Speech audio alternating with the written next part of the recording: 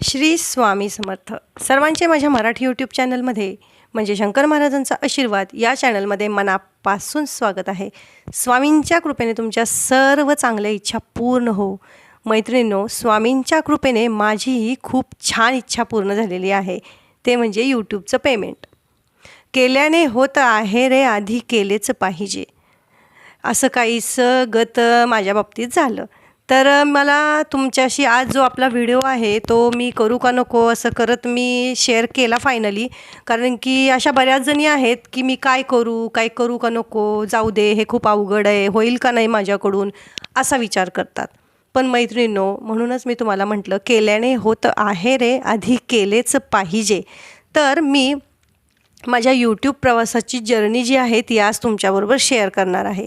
Finally माझं पहिलं payment आलेलं आहे. तर मी खूप खुश आहे. पहिल्यांदा मला गॅरंटी नव्हती की पेमेंट होतं आहे का, हे खरं आहे का वगैरे, म्हणजे थोडंसं डाऊट असतो. तर तसाच काहीसा डाऊट मलाही होता. पण मी डिसिजन घेतला. ॲक्च्युली या डिसिजनमध्ये माझ्या बहिणीने मला खूप सपोर्ट केला की दीदी तू करू शकतीस वगैरे वगैरे. मग थोडंसं घेतलं मी मनावर आणि मी असं माझ्या यानं व्हिडिओ टाकत राहिले. ॲक्च्युली मी एज्युकेशन फील्डमध्ये, त्याच्यामुळं थोडंसं आवाजाची जी कमांड असते ती माझ्याकडे व्यवस्थित होती. तर मग मी चालू केलं माझं यूट्यूब चॅनल, धार्मिक यूट्यूब चॅनल. थोडेसे म्हटलं, माझा विचार काय होता की मला ॲक्च्युली देवाचं करायला खूप आवडतं पहिल्यापासून. तर मग मी कोणतं चॅनल चालू करायचं हा पहिल्यांदा मला कन्फ्युजन होतं की मी काय करू. की मला असं चॅनल चालू करायचं होतं की जे सगळ्या वयोगटातील म्हणजे लोकांनी पाहिलं पाहिजे. तर मग मी धार्मिक निवडलं. तर त्याच्यामध्ये मग मी स्वामी समर्थांचे व्हिडिओ किंवा मोटिवेशनल व्हिडिओ असतील किंवा वेगवेगळ्या राशींचे व्हिडिओ असतील किंवा कोणता सण आल्यानंतर काय उपाय करायचा, असे व्हिडिओ मी चालू केले. तर हळूहळू लोकांचाही प्रतिसाद चांगला मिळाला. फायनली आता 10K सबस्क्रायबर माझे कंप्लीट होतील. तर अशा प्रकारे मी चॅनल स्टार्ट केलं. मैत्रिणींनो, मला यातून एवढंच सांगायचं आहे की तुम्ही काही ना काहीतरी चालू करा. कसं असतं, खाली दिमाग शैतान का घर. मीही त्यातून गेले, मीही डिप्रेशनमधून गेलेले आहे. मलाही खूप प्रॉब्लेम फेस करावे लागलेले आहेत. पण तुम्ही स्वतः काहीतरी चालू केल्यानंतर कसं असतं, स्वतःची एक आयडेंटिटी तयार होती. अशा खूप मुली आहेत ज्या भरपूर एज्युकेटेड आहेत, त्याही घरी बसलेल्या आहेत. तर त्यांच्यासाठी हा यूट्यूबचा ऑप्शन खरंच खूप चांगलेला आहे. पण सगळ्यात पहिल्यांदा तुम्ही कंटेंट खूप विचारपूर्वक निवडा. तुमच्यामध्ये काय कॅलिबर आहे ते पहिलं तुम्ही ओळखा. कारण की कसं असतं, हां, यांनी चालू केलं आहे म्हणून चला मीही करते चॅनल, तर असं नाही. तुमच्यामधलं कॅलिबर तुम्ही पहिलं शोधा आणि त्याच्यानंतर मग तुम्ही त्याच्यावरती वर्क करायला सुरुवात करा. कसं असतं की लोकांनाही त्या गोष्टी आवडल्या पाहिजेत. नुसतंच व्हिडिओ करून उपयोग नसतो. लोकांनाही त्या गोष्टी पटल्या पाहिजेत ना. सध्याच्या घडीवरती, सध्याच्या स्थितीवरती तुम्हाला व्हिडिओ बनवायचे असतील तरच तुम्हाला रिस्पॉन्स भेटेल. अदरवाईज तुम्हाला रिस्पॉन्स भेटणार नाही. आणि जेव्हा आपण काही व्हिडिओ बनवतो, लोकांना काही चांगलं ज्ञान देतो, तेव्हाही आपल्या हातून चांगले कर्म घडतातच की. जगतो कशासाठी? या आनंदासाठी. मग आनंद फक्त पैशातूनच मिळत नसतो मैत्रिणींनो. आनंद हा तुमच्याकडून जेव्हा एखादं चांगलं कर्म घडतं आणि तुमच्या चांगल्या कर्मामुळे, तुमच्या चांगल्या केलेल्या गोष्टीमुळे एखाद्याच्या चेहऱ्यावर जेव्हा स्माईल येते, त्यामध्ये सुद्धा खूप मोठा आनंद असतो. तर मैत्रिणींनो, ह्या गोष्टी आहेत, तर तुम्ही हे मनावर घ्या. यूट्यूबची जर्नी एक थोडक्यात मी तुम्हाला सांगते.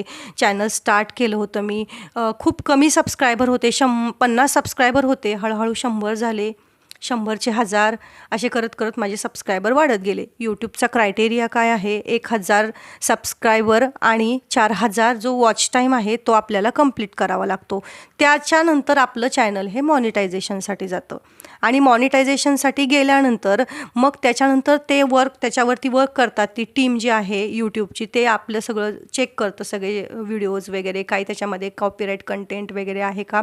आणि त्याच्यानंतर त्यांचं ॲप्रुव्हल येतं, आपल्याला मेल येतो. आणि त्याच्यानंतर तुमचं डॉलर जे बनतील ते वॉच टाईम वगैरे ते वेगळं. आणि त्याच्यानंतर तुमचे जे डॉलर चालू होतील, तुमचे व्हिडिओ टाकल्यानंतर जे डॉलर तुमचे बनायला चालू होतील, त्याच्यानुसार तुमचं पेमेंट होतं. कमीत कमी तुमचे $100 कंप्लीट झाले पाहिजेत, त्याच्यानंतर तुमचं पेमेंट तुमच्या हातात येतं. तर हे असा काही यूट्यूबचा क्रायटेरिया आहे. एवढा सोपा नाही आहे हे जे मी सांगते ते. याच्यासाठी मला 7 ते 8 महिने मेहनत करावी लागलेली आहे ॲक्च्युली. पण तुम्ही ते करू शकता. आपल्याला मनामध्ये फक्त विल पॉवर स्ट्रॉंग पाहिजे की मी हे करू शकते. कंटिन्युटी ठेवा, कन्सिस्टन्सी ठेवा प्रत्येक कामामध्ये, ते खूप इम्पॉर्टंट आहे. तसंच यूट्यूबमध्ये आहे, कोणता व्हिडिओ तुमचा व्हायरल होईल सांगता येत नाही, पण जे करताय ना ते मनापासून करा, तर तुम्हाला त्याचं 100% फळ मिळेल. तर पेमेंट येईपर्यंत थोडासा होतो त्रास, पण एकदा तुमचं पेमेंट स्टार्ट झालं की मग पुढं काही प्रॉब्लेम नाही आहेत. मग पुढं फक्त व्हिडिओ टाकत राहायचे. फक्त कॉपीराईट कंटेंट येणार नाही याची काळजी घ्या. स्वतःचा कंटेंट असला पाहिजे, थंबनेल तुमचे स्वतःचे असले पाहिजे. दुसऱ्यांचे कॉपी करून तुम्ही शक्यतो कंटेंट घेऊ नका.